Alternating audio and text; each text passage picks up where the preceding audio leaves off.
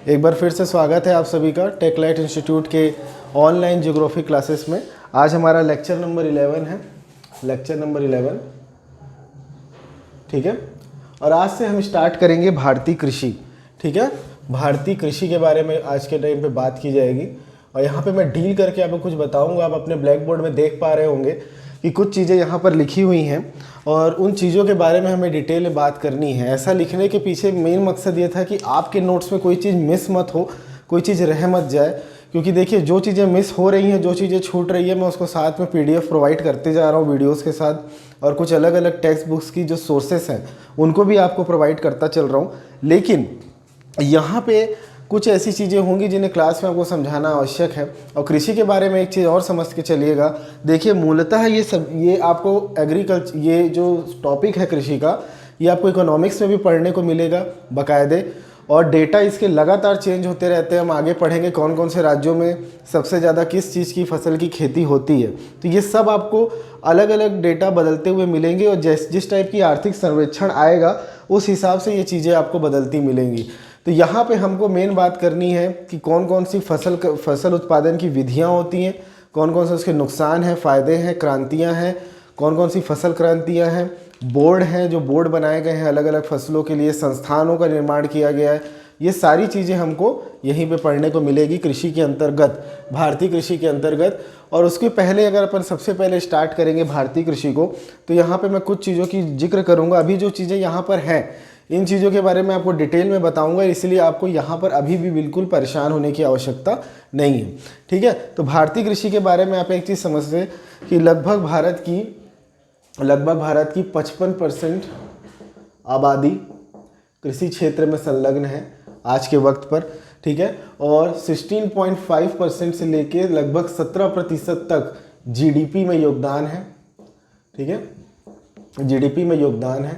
देखिए, कोई भी राष्ट्र अगर विकासशील है या विकसित की तरफ बढ़ रहा है, उसको देखने का पैमाना ये होता है कि उसकी जीडीपी में जो कृषि का क्षेत्र है वो कितना कम है, कितना अधिक है। अगर किसी राष्ट्र में अगर मान लीजिए उसकी 100% जीडीपी है और उस 100% जीडीपी में से अगर वो राज्य या अगर वो देश 30%, 40% या उससे अधिक उसकी जीडीपी का क्षेत्र सिर्फ और सिर्फ कृषि से आता है, इसका मतलब वो एक पिछड़ी हुई है और अल्प विकसित है, ठीक है। और धीरे धीरे क्या होता है, अगर कोई अल्प विकसित अर्थव्यवस्था जो होती है वो विकसित की तरफ जब मूव करती है, तो उस टाइम पे जीडीपी में उद्योग और सेवा का परसेंटेज बढ़ने लगता है धीरे धीरे। भारत के साथ भी यही चीज़ें थी। आज़ादी के वक्त पर कृषि का बहुत बड़ा योगदान था। आज भी देखिए, सबसे ज़्यादा पॉपुलेशन कृषि पर ही डिपेंड है, लेकिन जीडीपी पे इसका योगदान कम है। जितना हमारी न्यूनतम हमको पैसा हमारे भारत सरकार को होता है, हमारी आमदनी होती है, उसमें सिर्फ 16 से 17% तक कृषि का योगदान है। और बाकी योगदान का क्षेत्र अब ले लिया है सेवा और उद्योग ने। और धीरे धीरे ऐसा होता चला जाएगा कि कृषि की वैल्यू अब इससे और डाउन होगी। जैसे जैसे आर्थिक सर्वेक्षण नए आते जाएंगे, जैसे जैसे देश प्रगति करता जाएगा, सेवा और उद्योग के क्षेत्रों में विकास होता जाएगा और कृषि का क्षेत्र डाउन होता चला जाएगा। तो ये बात हमको आपसे यहाँ पर जिक्र करनी थी, ठीक है। एक फैक्ट आपको और समझना है। एक कॉलेज का नाम है जो भारत का पहला कृषि विश्वविद्यालय है, फर्स्ट कृषि विश्वविद्यालय, ठीक है, पहला कृषि विश्वविद्यालय जो भारत का है, ठीक है, गोविंद वल्लभ पंत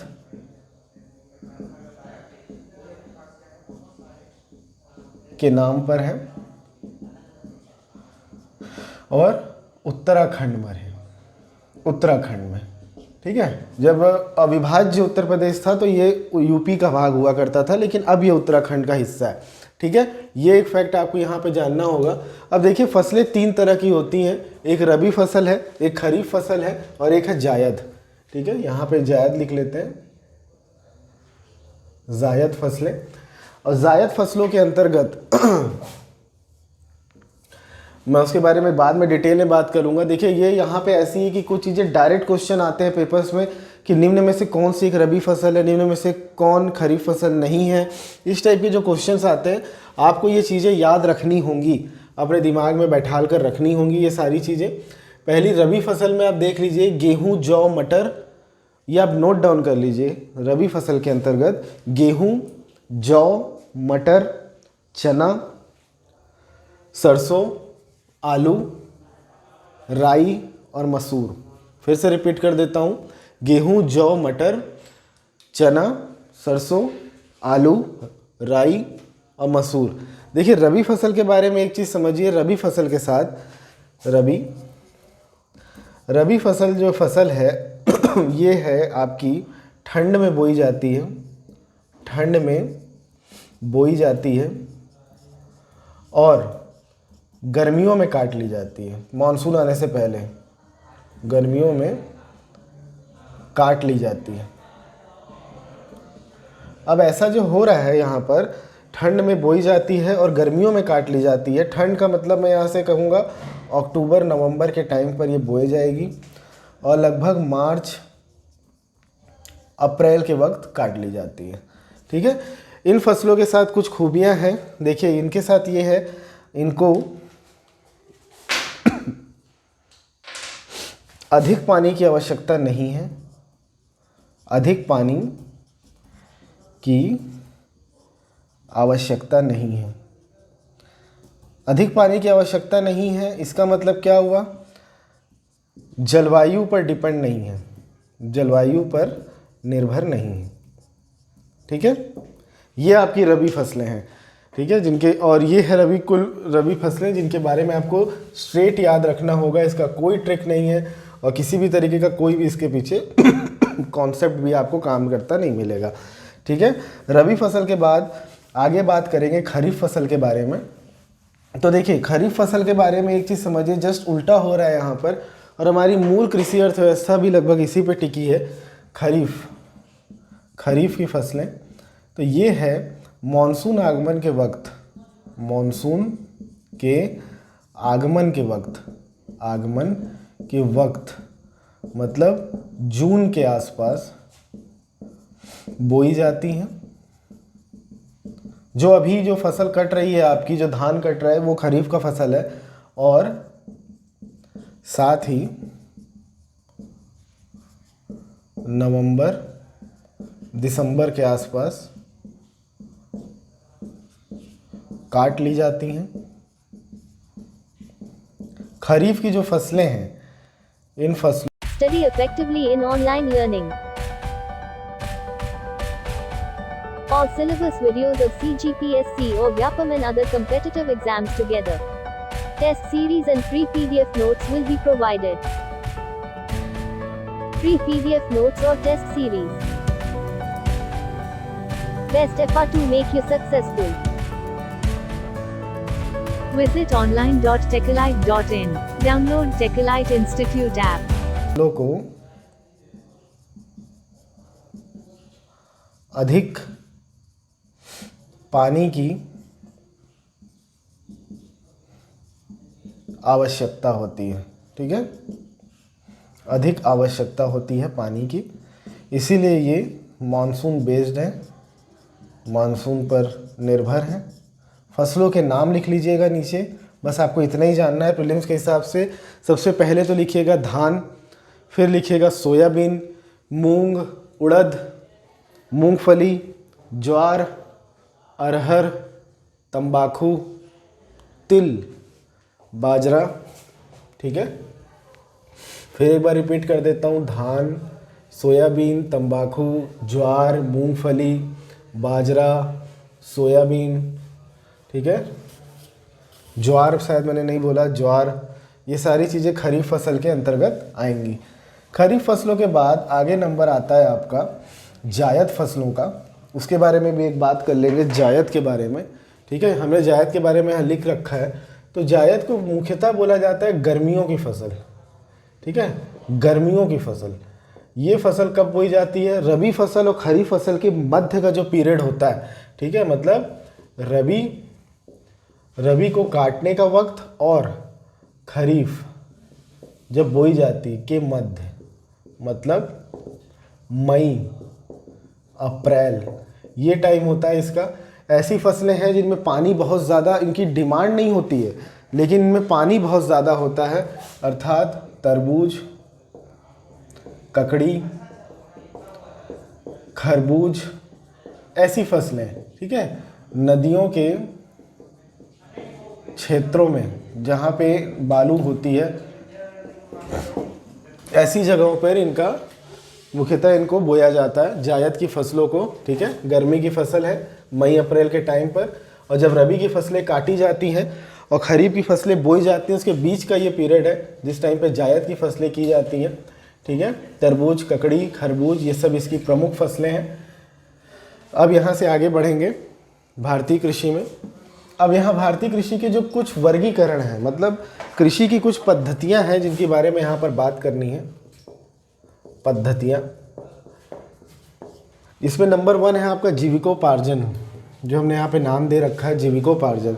जीविकोपार्जन का मतलब ये है, नाम से क्लियर होगा, अगर किसी परिवार के पास बड़ी छोटी सी जोत है, छोटा सा साइज़ है जोत का, और उसमें उतनी फसल हो पाती है जिससे वो अपने घर का भरण पोषण कर सके, लेकिन उसका कृषि अधिशेष नहीं हो पाता, उस कृषि को वो बाज़ार में नहीं दे सकता। जितना भी वो उत्पादन करेगा उसमें सब्जियों का, चावल का, दाल का, गेहूं का, जितना भी जो भी कर पाएगा वो घर के यूज़ के लिए कर सकता है, उसको वो मार्केट में नहीं बेच सकता क्योंकि उसके पास उतनी बड़ी जोत नहीं है, उतने बड़े संसाधन नहीं है। ये है जीविकोपार्जन कृषि, और आधे से अधिक किसान भारत के जीविकोपार्जन कृषि ही करते हैं, और आधे से अधिक किसान जीविकोपार्जन कृषि करते हैं। इसके पीछे रीज़न ये है, छोटी जोत। अब मैं जोत की यहाँ पे हमने बात कर ली है तो जोत के बारे में बात कर लेते हैं। जोत मतलब होता है खेत का आकार। अगर कोई खेत है, देखिए अमेरिका, कनाडा जैसे विकसित देश या वेस्टर्न यूरोप के जो विकसित देश हैं, वहाँ पे ये चीज़ें हैं कि बड़ी बड़ी जोतें हैं, 5-6 हेक्टेयर, 10 हेक्टेयर की बड़ी बड़ी जोतें हैं। तो अगर आपको ट्रैक्टर यूज़ करना है, हार्वेस्टर यूज़ करना है, तो इन बड़ी जोतों में एक साथ वो चीज़ें यूज़ हो जाती हैं, दवाई का छिड़काव वगैरह सब कुछ। अगर आपके छोटे छोटे जोत हैं, मान लीजिए आधा एकड़ यहाँ है या फिर आधा एकड़ थोड़ा दूर में है, तो एक बार हार्वेस्टर यहाँ घुसता है, फिर एक बार यहाँ, इधर इधर, कभी इधर। तो इस तरीके से ये होता है कि जो परिवहन कॉस्ट है, क्योंकि लंबी जोत एक साथ नहीं है, आपकी टुकड़ों में छोटी छोटी बटी हुई है, या फिर कुल मिला के ही आपके पास 4 बीघा, 5 बीघा, 2 बीघा ज़मीन है, जो कि हमारे यहाँ के सारे किसानों के पास है। तो भारत में किसानों की समस्या के पीछे सबसे मूलभूत रीज़न जोत के आकार का छोटा होना है, ठीक है, छोटी जोत का होना है, क्योंकि इसकी वजह से जो उत्पादन होता है और उसको बेचने में जो फल मिलता है, वो सब का सब तो जो हम खेती में लगाते हैं, चाहे उर्वरकों पर लगाएं, चाहे ट्रैक्टर्स पे लगाएं, हार्वेस्टर पे लगाएं, मजदूरों पर लगाएं, उन सारी चीज़ का कॉस्ट इतना हो जाता है कि किसान का जो कुल लाभ अंतिम में बचता है, वो लाभ उस किसान का अंतिम में 0 हो जाता है। इसीलिए बड़ी आकार का जोत बहुत आवश्यक है, ठीक है। अब बड़ी आकार की जोत होने के साथ हमने एक बात यहाँ भी कर लेते हैं, जोत के कई हिस्से में जोत को बांटा गया है। एक है सीमांत। सीमांत मतलब ये 1 हेक्टेयर से कम है, 1 हेक्टेयर से भी कम है। 1 हेक्टेयर में लगभग 1.414 के करीब एकड़ आता है, लगभग 1.5 एकड़ बराबर 1 हेक्टेयर के आसपास का इलाका होगा। तो ये सीमांत है सबसे छोटा। उसके बाद आती है आपकी छोटी जोत होगी 2 से 4 हेक्टेयर की। छोटी के बाद है आपकी मध्यम, ठीक है, ये मध्यम आपकी चलती है 4 से लेके 6 हेक्टेयर तक। और फिर है वृहद। वृहद है आपकी 6 से 10 हेक्टेयर तक। इन चीज़ों को नोट कर लीजिएगा, कभी कभी ये चीज़ें पूछ ली जाती हैं और आपके दिमाग में ये चीज़ें होनी चाहिए, जोतों से जुड़ी हुई चीज़ें, कौन सी जोत किस नंबर पर आती है, किसे वृहद जोत कहा जाएगा, किसे सीमांत जोत कहा जाएगा।